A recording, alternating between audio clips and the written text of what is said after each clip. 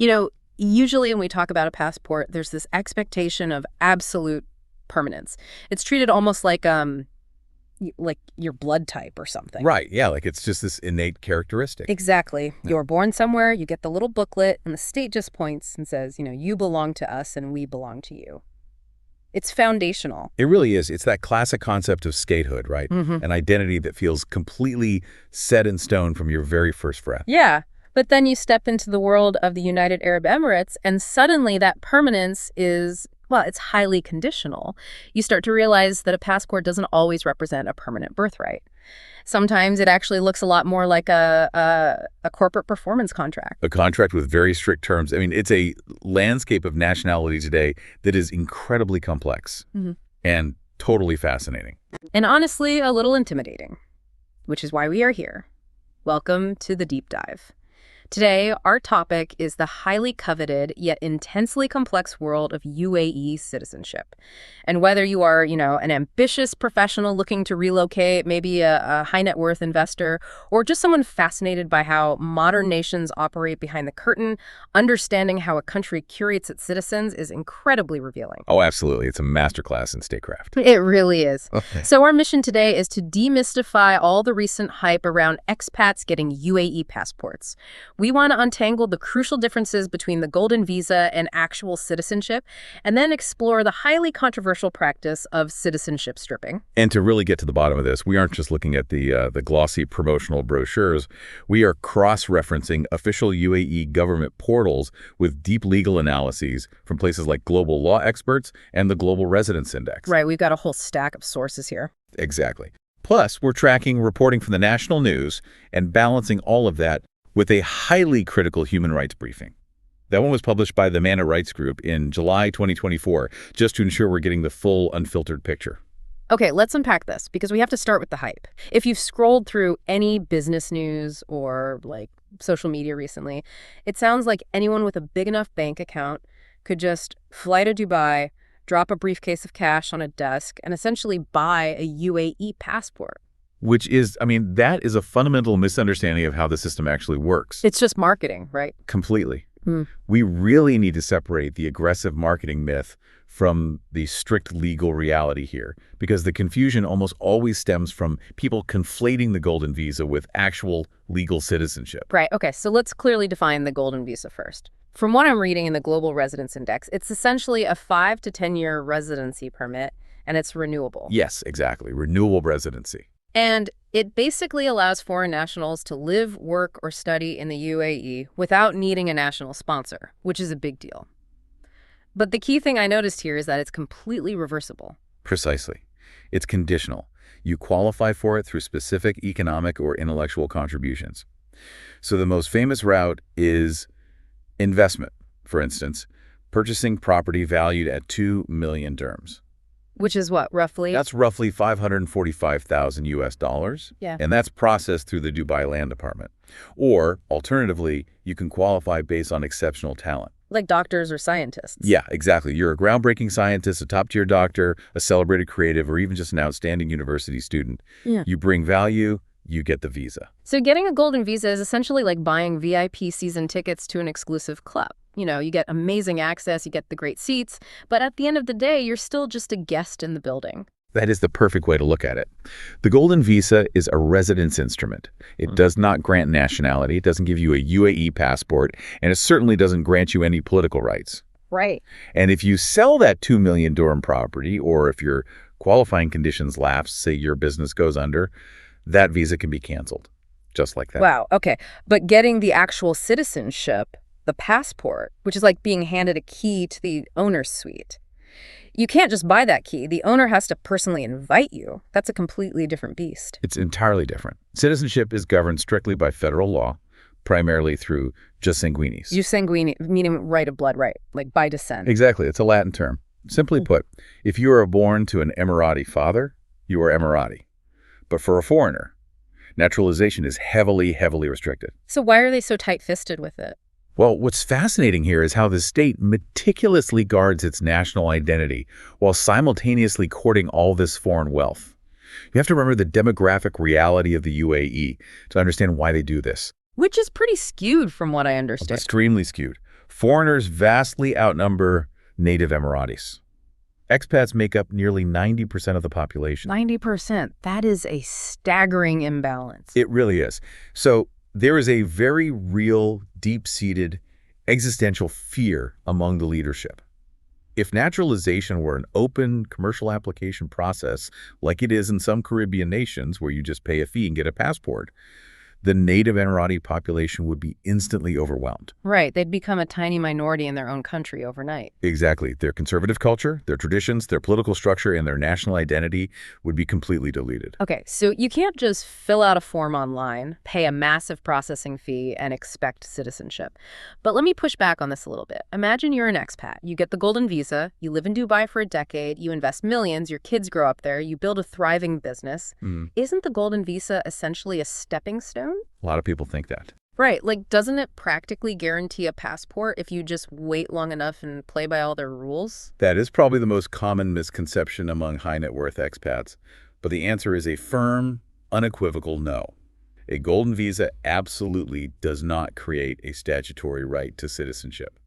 Legal experts are very clear on this point. So there's no official pathway, no guaranteed timeline. None at all. No. Industry observers note that long-term golden visa holders who make truly exceptional contributions might eventually be considered for naturalization, but it remains entirely discretionary.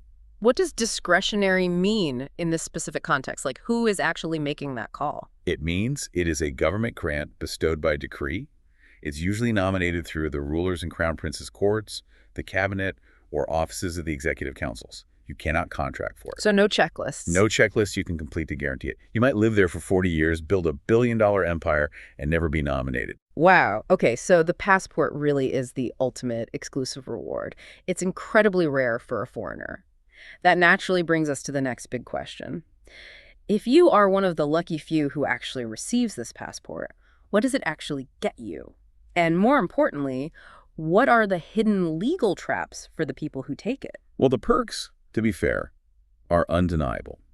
Globally, the UAE passport is incredibly powerful. It consistently ranks among the very top in the world for visa-free travel. Which is huge for international business people. Massive. And domestically, citizens get full access to state-funded healthcare, education, housing programs, and they get priority in employment through emiratization policies. Emiratization. That's the policy where companies are essentially mandated to hire a certain percentage of local Emirates, right? Exactly. It's an aggressive affirmative action program designed to integrate native citizens into the private sector. So holding that passport makes you incredibly employable. You'd essentially go to the top of the resume pile. Every time. And then, of course, there's the tax situation. Ah, yes, the famous tax haven status. Right. Both residents and citizens enjoy a 0% personal income tax rate. And for qualifying businesses, there's a very competitive 9% corporate tax rate. Now, here's where it gets really interesting, I think. In 2021, the UAE made a massive legislative shift. They amended the nationality law to actually allow dual citizenship for these specific, highly coveted talents: investors, doctors, inventors, intellectuals with international awards.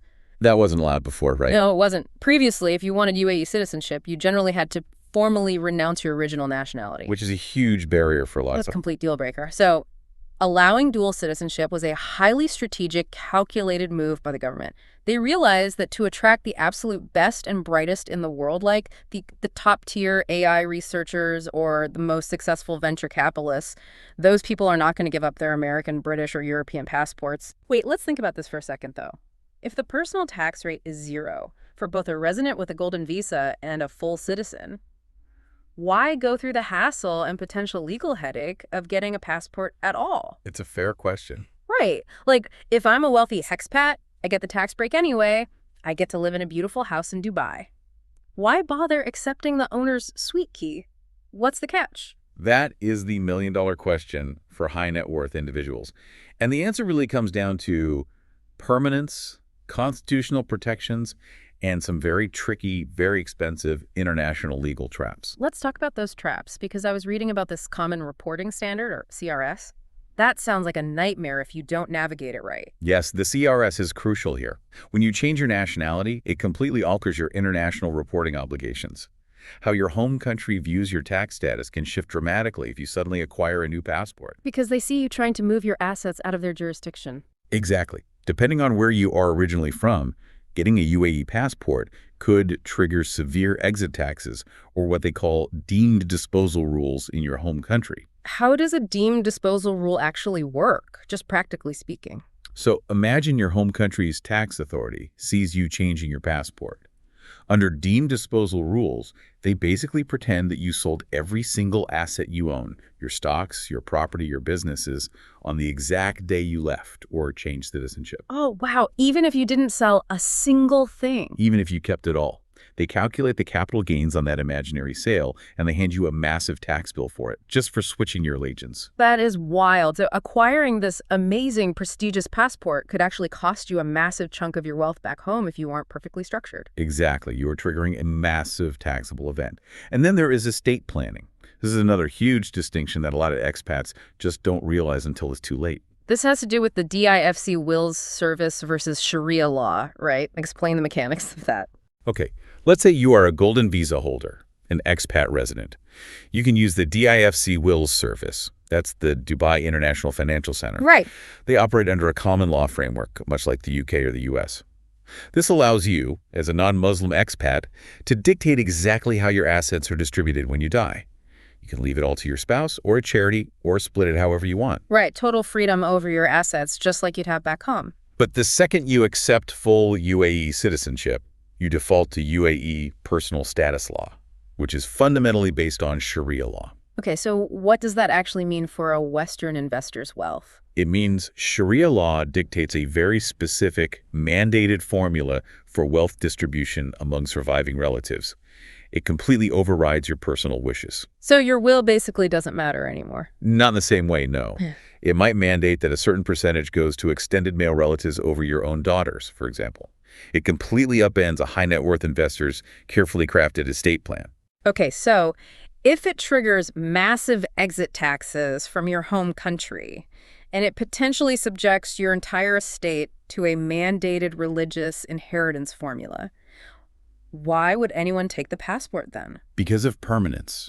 Remember, the golden visa can be canceled. Ah, right. It's conditional. Highly conditional. Imagine you've lived in Dubai for 10 years, you built a multi-million-dollar business, your kids are in school there, you feel established. But without that passport, one dip in your investment portfolio, one failed business venture, and your visa conditions lapse. And then what? You have to leave. You could suddenly find yourself with 30 days to pack up your entire life and leave the country. Citizenship, despite its traps, grants you constitutional protections. It provides an absolute permanent safety net. You have the right to own property anywhere without restrictions. You can establish businesses without a local partner, and you can never be deported. Okay, that makes sense. The passport really is the ultimate carrot. It's the highest reward the state can offer to attract and retain global all-stars. But if the state have the absolute discretion to grant this permanence, it stands to reason they also have the power to take it away. Yes, this is a critical pivot in our understanding of how the UAE wields nationality. The power to give is the power to destroy. Now, to look at the other side of this coin, I need to make something really clear here for you listening. We are going to talk about a highly critical report published by the MENA Rights Group in July 2024. And our goal here isn't to take a political stance or endorse the report's claims. We are simply acting as journalists, looking impartially at what this human rights group is reporting about how the UAE applies its citizenship laws in practice. That context is incredibly important, because according to the MENA Rights Group report, over the last decade, and particularly since the Arab Spring in 2011, the UAE has increasingly employed citizenship stripping not just as an administrative tool, but as a severe form of political control and punishment. Yeah, the report mentions they specifically target dissidents, academics, and political activists, like a group known as the UAE 94. Yes. The report asserts that the government uses citizenship deprivation to swiftly stifle dissent. And the consequences of this are terrifyingly severe. When a government strips your citizenship, and you don't hold another passport, you don't just go back to being an expat. You are left effectively stateless. Let's break down what statelessness actually looks like on a Tuesday morning. Because it's not just some abstract legal concept, it's like deleting someone's digital identity, but in real life. Like your entire existence has been legally erased. Exactly. Imagine waking up and your bank accounts are frozen because you lack a valid ID, your driver's license is voided, you can no longer legally work or own property. You can't even go to the hospital. Right, you have no access to state health care, you can't board a plane because you have no passport, your kids can't even register for school. You exist in a state of complete legal limbo within the borders of your own country. It's horrifying. But what I found most shocking in this report was the assertion that the punishment doesn't just stop with the individual who spoke out against the government. It extends to their families. Yes, the families suffer immensely. But the mechanics of this. How can a country legally revoke a family's status just because of one member's actions? According to the Men's Rights Group, the state extends this punishment administratively. They simply deny the renewal of identity documents for the spouses and children of the targeted individuals. So they don't even have to formally strip the kid's citizenship. They just refuse to print the new ID card. Exactly. By refusing to issue or renew their papers, the state effectively renders the entire family stateless over time.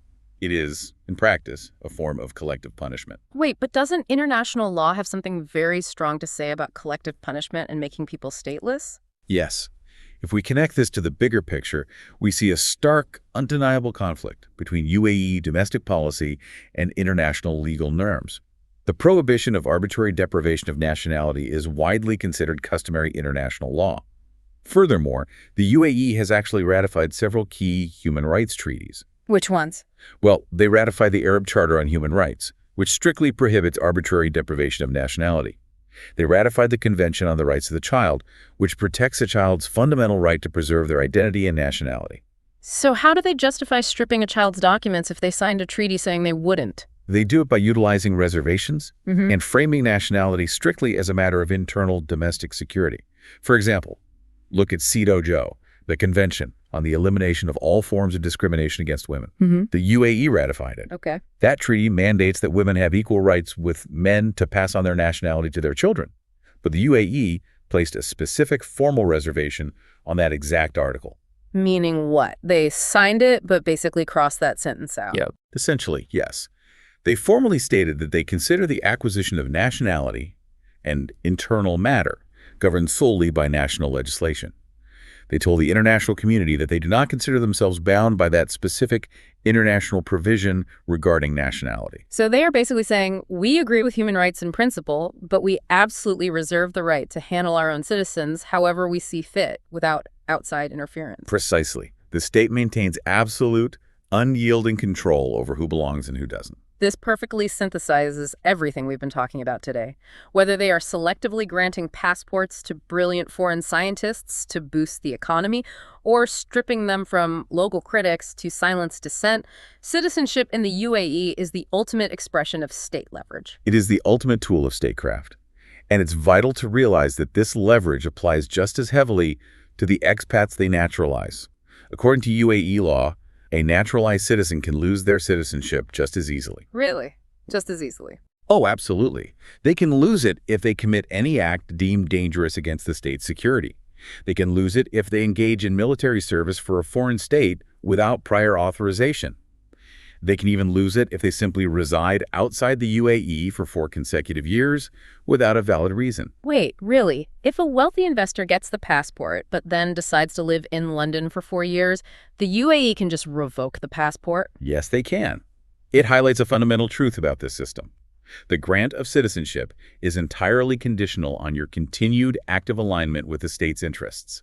You must remain useful. It sounds like the UAE is treating nation building the exact same way a Silicon Valley venture capitalist treats a hypergrowth startup. Like, they are aggressively vesting shares, which in this case are passports, to the top 1% of global engineers, doctors, and CEOs. But they include a very strict clawback clause if you violate your non-compete or stop generating value. That's a great analogy. And this raises an important question about the global future of nationality. Because the UAE's grand strategy is redefining the very concept of what citizenship is. For centuries, since the Peace of Westphalia, we viewed citizenship primarily as an inalienable birthright. Like we talked about at the beginning, it's a fundamental human right tied to where you were born or who your parents are. Right. But the UAE is shifting that paradigm entirely. They are treating citizenship as a highly conditional, performance-based contract. A contract based purely on what? Tangible economic value added to the state, Yeah. and absolute political loyalty.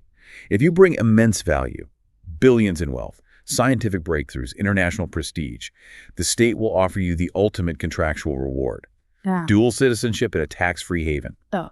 But the moment you breach the terms of that unwritten contract, whether by threatening state security, criticizing the leadership, or simply moving away for 4 years, the state, as the ultimate arbiter, can terminate the agreement. So what does this all mean for you listening to this deep dive right now? When you think about the modern dream of globalization, this idea of becoming a multi-local with a diversified portfolio of passports, it's essential to look past the marketing. A passport isn't just a convenient travel document that gets you through the VIP line at the airport. Far from it. It isn't just a tax loophole either. It is a binding legal, financial, and social contract with a sovereign state. And in some nations, you have to realize that the state ultimately holds all the cards. It requires a profound understanding of the fine print. You aren't just looking at the financial benefits. You are signing up for serious legal, cultural, and political obligations.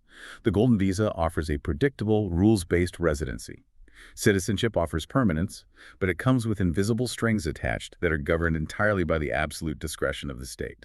We've covered a lot of complex ground today. We started with the glamorous allure of the Golden Visa, which we discovered is an incredible, flexible tool for residency, but fundamentally different from actual nationality. We explored the exclusive, heavily guarded reality of the Emirati passport, with its 0% personal taxes, but also its complex traps regarding the common reporting standard and Sharia inheritance laws. And finally, we looked at the severe, sobering reality of citizenship stripping as a mechanism of political control and collective punishment. It is a landscape of incredible, almost unmatched opportunity, perfectly balanced by absolute, uncompromising sovereign authority. I want to leave you with a final thought to mull over, something that really builds on everything we've read in these sources today. If modern nations begin treating citizenship like a ruthless corporate hiring and firing process, aggressively recruiting global all-stars with dual passports and lavish benefits, while terminating the contracts of those who disagree with management or fail to meet quotas, what does that mean for the fundamental concepts of patriotism, loyalty, and national identity in the 21st century? It's a chilling thought. If your passport is just a performance-based contract, does the emotional concept of a homeland even exist anymore? Exactly. When we started, we talked about how a passport usually feels like a permanent birthright, as clear and unchangeable as your blood type. But in this new era of conditional, contractual citizenship, that certainty is gone. The concept of belonging has become entirely fluid, based purely on what you can offer the state and what the state demands in return. Thank you for joining us on this deep dive. Keep questioning the world around you, and we'll catch you next time.